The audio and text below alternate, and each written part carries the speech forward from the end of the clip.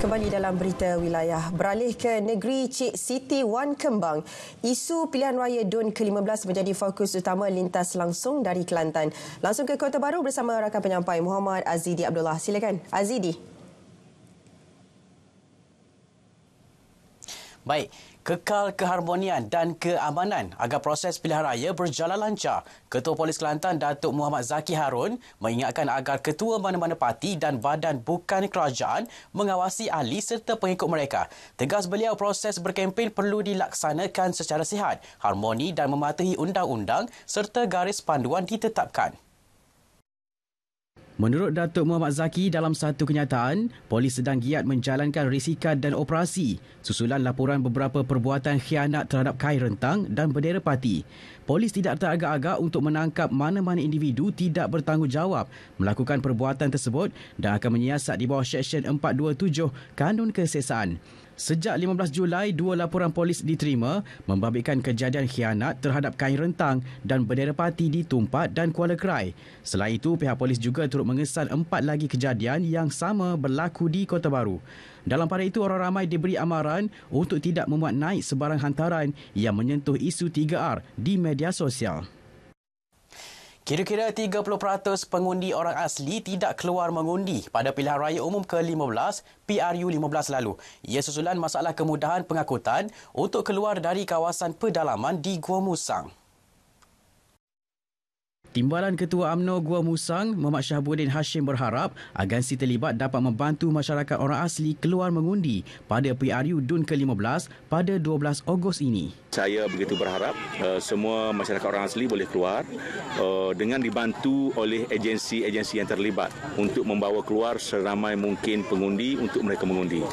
Saya mendapat maklum bahawasanya antara punca mereka tidak keluar ini ialah mungkin kerana kedudukan di kawasan-kawasan pedalaman yang memerlukan kenderaan logistik untuk membawa mereka ke pusat-pusat mengundi. Beliau berkata demikian selepas program Karnival Sukan Madani DUN Galas N45 di Pos Belau Gua Musang, Kelantan.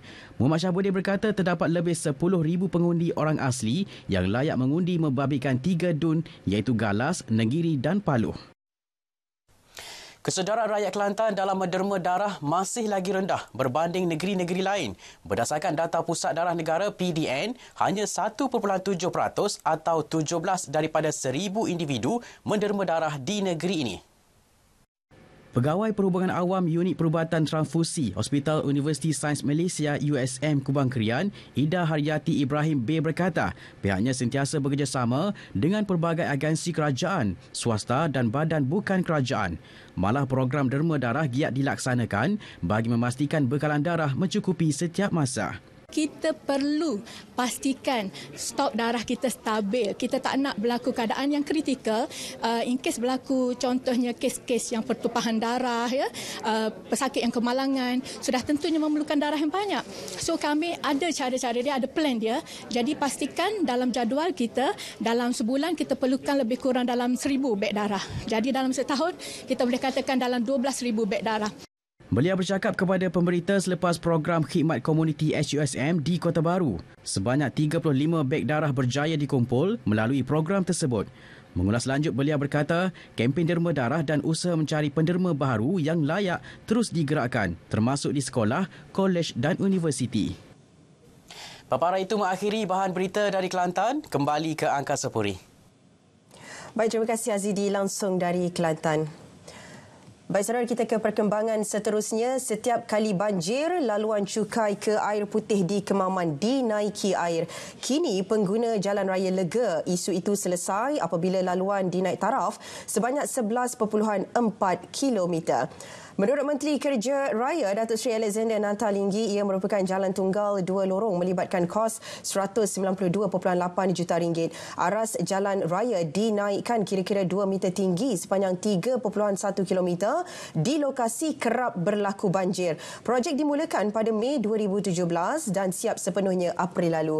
Turut dibina jambatan tebatan banjir GPS sepanjang 313 meter. Juga dalam skop itu pembinaan jambatan baru di Sungai Tempurung lebar 14 meter dan panjangnya 25 meter. Dan naik taraf 5 persimpangan utama sepanjang jajaran tersebut.